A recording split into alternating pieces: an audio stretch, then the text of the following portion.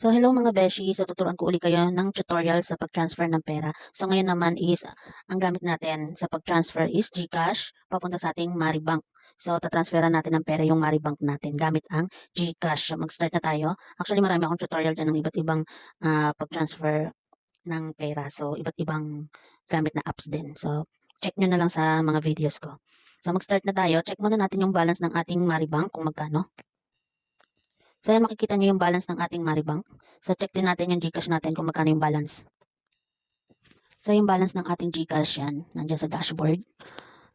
So mag-start na tayo mag-transfer. So ang pag-transfer pala natin ng pera papunta sa ating Maribank ay through QR code. So gamit ang QR code, yan ang ating pag-transferan sa ating Maribank. So kung manggagaling sa Messenger yung QR code nyo, isave nyo muna sa gallery nyo yung QR code. Or kung may isang cellphone naman is scan mo lang gamit yung scanner ng GCash. So mag-start na tayo. Click lang natin tong nasa baba yung QR, etong scanner. So click lang natin yan.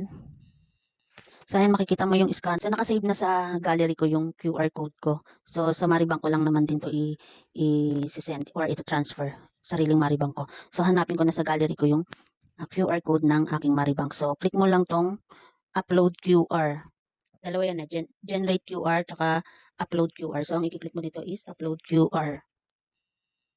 Pero kung may scanner ka or kung may another cellphone ka, so scan mo lang. So dahil sa akin is isa lang naman yung gamit kong cellphone, so okay, nakasave lang siya sa gallery. So eto, nahanap ko na sa gallery ko yung aking QR code. So click mo lang tong select. So ayan mga beshi, pag naklik mo na yung select, automatic malalabas na yung fill up na form. So konti na lang naman ang i-fill up mo dito. Ang ilalagay mo na lang naman is yung amount kasi automatic naka-fill up na yung mga information mo. So ang ita-transfer ko lang is 1,000.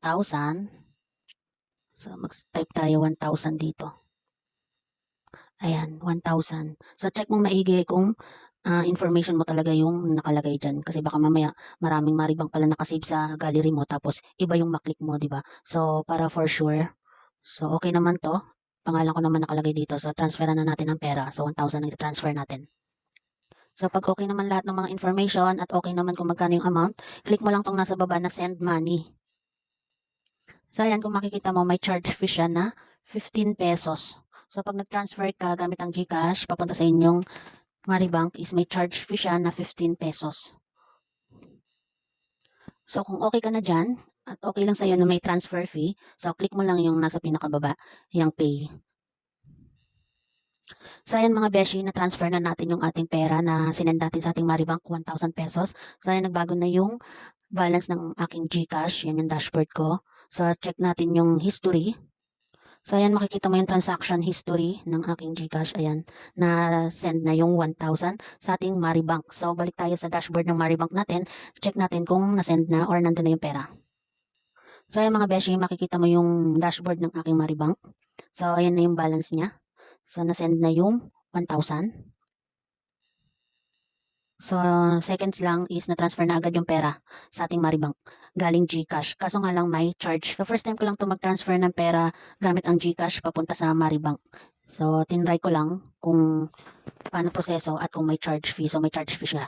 So, kalimitan kasi ang ginagamit ko pang transfer is yung makakasave ako, yung walang charge fee. So, may ibang way din naman kung paano pag-transfer ng pera sa Maribank gamit ang GCash. So, kailangan meron kang CIMB Bank doon. So, yung pera manggagaling sa GCash, isi-send mo muna sa CIMB Bank, tapos send mo sa Maribank. So, yung process na yan is libre lang, walang charge fee doon. Pero may extra na proseso. Hindi katulad sa dito sa ginawa ko na GCash to Maribank mismo, direct sa Maribank is dalawang proseso or dalawang bank lang ang tatransferan mo. Yun nga lang, may charge fee siya na 15 pesos. So, check nyo na lang dyan sa videos ko kung gusto nyong itry yon na libre lang, walang charge fee. So, thank you for watching guys. Bye-bye!